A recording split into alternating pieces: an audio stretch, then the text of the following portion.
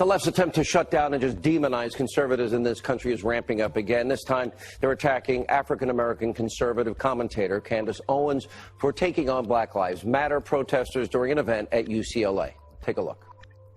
What is happening right now in the black community, you're going to hear it in this room first.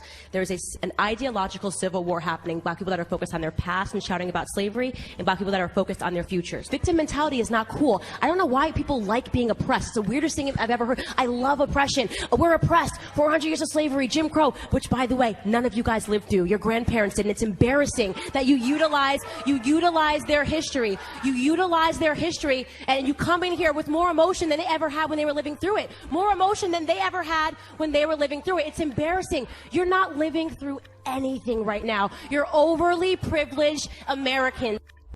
And on Saturday, Kanye West praised Owens on Twitter, and he wrote this, quote, "I love the way Candace Owens thinks, but not everyone of Owens is a fan with compliments and support Kanye West's support." Look at what Tom Arnold went on a sexist, brutal, vicious, hateful, racist tirade on Twitter. Here's just some of what he tweeted. "Aside from being an insane alt-right race pimp, Candace Owens thinks Donald Trump is literally the Messiah, not you," at Kanye West. So you might want to reconsider. He also wrote at Real Candace, "Good luck glomming on to Kanye West. His family already told him you were a phony and a fraud, a former Democratic bad actress." But I don't even want to talk about this anymore. Candace now joins us here.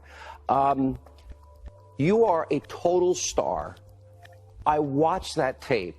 I am so impressed and so happy for you that you have this gift. But I am so sad for you also that you have to take on those vicious attacks like that. Thank you so much, first of all, for the compliment. It means a lot coming from you. And let me tell you, do not be sad for me. This is exactly what I wanted. This is exactly what I intended to happen, because I knew exactly what I was going up against. When you go up against the left, this is what they do. They try to essentially say that you are not allowed to think differently. I say it all the time. Blacks are ideological slaves and pawns to the Democratic Party. Try and invest in real estate. If you don't put your money on under a mattress, believe me, I know what you mean. It's not the same, though. How I watched Kanye West, I was so happy that he did that, because that's what I always thought. Everybody should embrace this freedom. Why do so many have a problem with this?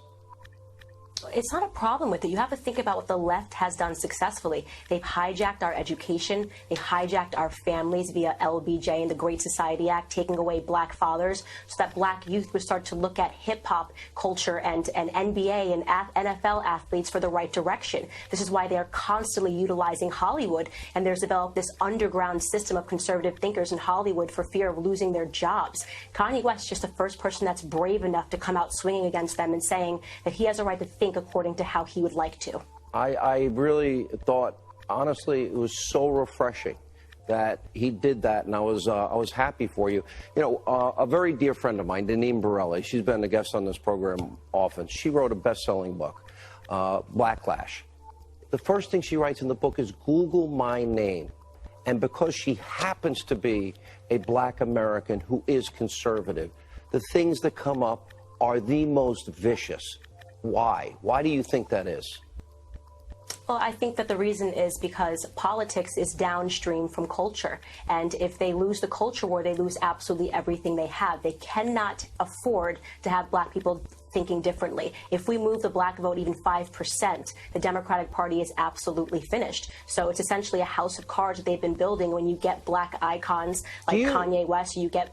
Oh, I'm sorry. Go ahead. Finish your thought. No, finish your thought. Or you get black stars to speak out against them, they're in serious trouble. Look at under President Trump, black and Hispanic unemployment is at the lowest level it's ever been at. 14 states have record low unemployment numbers. After 8 years of President Obama, 13 million more Americans were on food stamps, 8 million more were in poverty. I said that every night.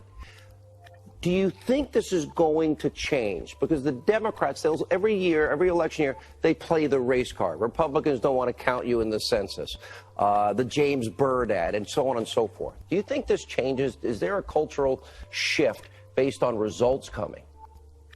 100% there's going to be a cultural shift. And you mentioned the Black Caucus, which stood for more food stamps when Obama announced it, but sat when Trump announced black unemployment. That is disgusting, okay? And that is because they work for leftists. It has been infected. It is a swamp. And I'm telling you right now, we are on the brink of an ideological revolution, and the black community is going to start waking up. And I'm so happy that I get to play a part.